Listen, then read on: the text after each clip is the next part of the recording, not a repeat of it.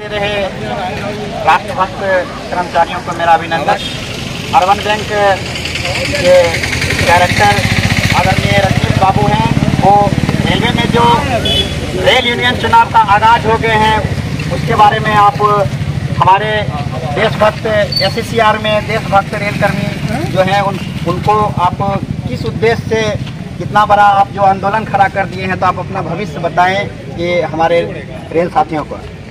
धन्यवाद। देखिए, आज ये जो आगामी मान्यता का चुनाव 4, 5 और 6 दिसंबर को होने वाला है, इसमें सभी कई तरह की फेडरेशनें भाग ले रही हैं और जो पुरानी फेडरेशनें हैं हम सब जानते हैं, चाहे वो हमारा रेलकर्मी हो चाहे बाहर का हो, कि इन्होंने किस तरह से जो है कर्मचारियों को छलने का काम किया है। जहाँ एक तरफ वो लोग UPS NPS साइन करके उसकी वाहवाही बताते हैं, वहीं दूसरी तरफ OPS के लिए संघर्ष करने का नारा देते हैं। तो ऐसे हमको जो धोखेबाज लोग हैं, धोखेबाज जो कर्मचारियों को धोखे में रखते हैं और प्रशासन का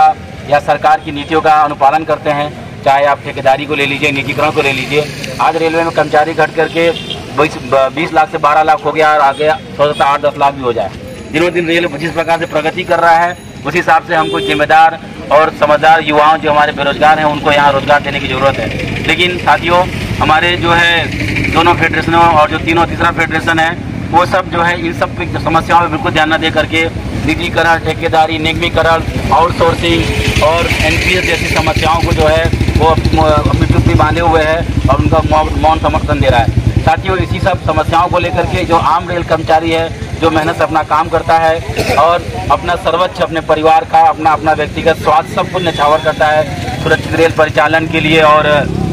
रेल को जो है एक गतिमान बनाने के लिए, देश में कुछ स्थान लाने के लिए, उसके लिए जो है जो आम रेल मजदूर है, आम रेल कर्मचारी है, जो मेहनत ईमानदारी से काम करता है, वो जो है अब एकजुट हो चुका है और वो इन तीनों जो फेडरेशन हैं जो हमेशा से बेवकूफ़ बनाते आए हैं, उनके स्थान पर एक नया हमारा एक फेडरेशन है IREF, जिसके तत्वाधान में अखंड रेल कर्मचारी संघ SCCR में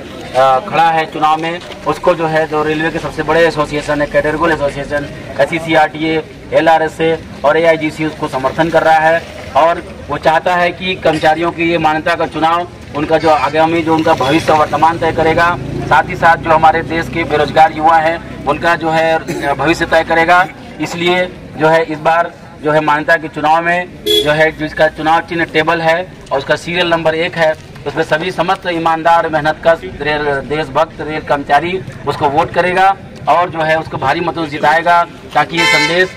देश की सरकारों को और तीनों फेडरेशनों को जाए कि जो है उनकी नीतियाँ ये रेल कर्मी स्वीकार नहीं कर रहा है और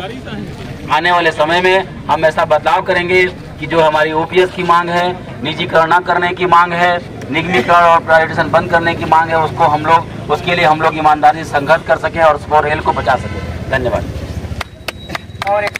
सवाल पूछेंगे, सुने जो मान्यता प्राप्त यूनियन थे वो लोग जो जन कल्याण के लिए जो पदाधिकारी बनाए थे वो आकंठ स्वार्थ में डूबकर अपने बेटा बेटियों का दलाली और इस टाइप का जो है ठेकेदारी में इस टाइप का जो है तो उसका नैतिक पतन हो चुका है। इस टाइप का क्या सही बात है? ये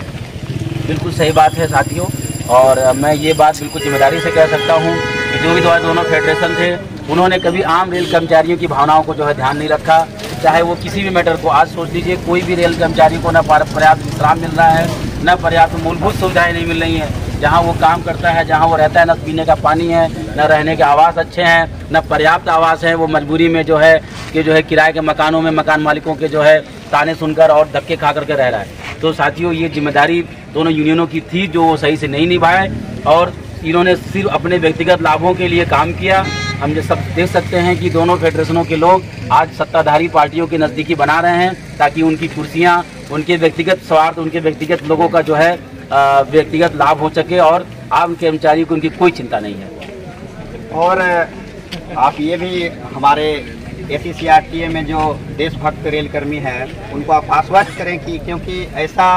राजनीतिक गलियारों में चर्चा है कि आप लोग एक बुलंद आवाज के साथ एक नए विकल्प के साथ उन ईमानदार कर्मचारियों के विकल्प के रूप में आप एक मजबूत यूनियन के रूप में आ रहे हैं, तो पूरी ईमानदारी और निस्वार्थ भाव से सेवा होगा कि नहीं होगा, ये आप स्वस्थ करिए हमारे SCCR रेलकर्मियों का।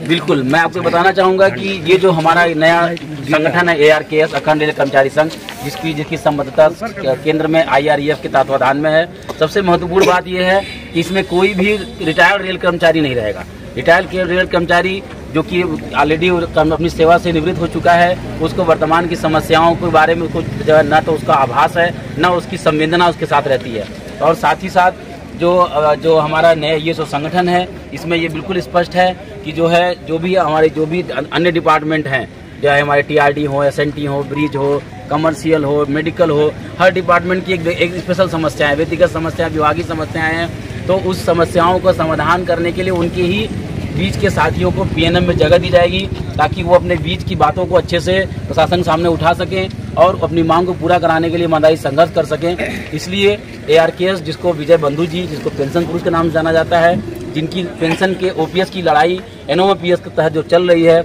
आज वो कम से कम प्रशासन में विपक्षी दलों में कम से कम OPS की मांग को लेकर के वो सब मुखर हुए हैं। और इसी संगठन का समर्थन हमारे ARKS को भी है, जिससे ये साफ पता चलता है कि अगर ARKS सत्ता में आया, मान्यता में आएगा ही, निश्चय ही, इसमें कोई शक नहीं है, और तो ये ईमानदारी से रेलवे कर्मचारियों के लिए काम करेगा। धन्यवाद।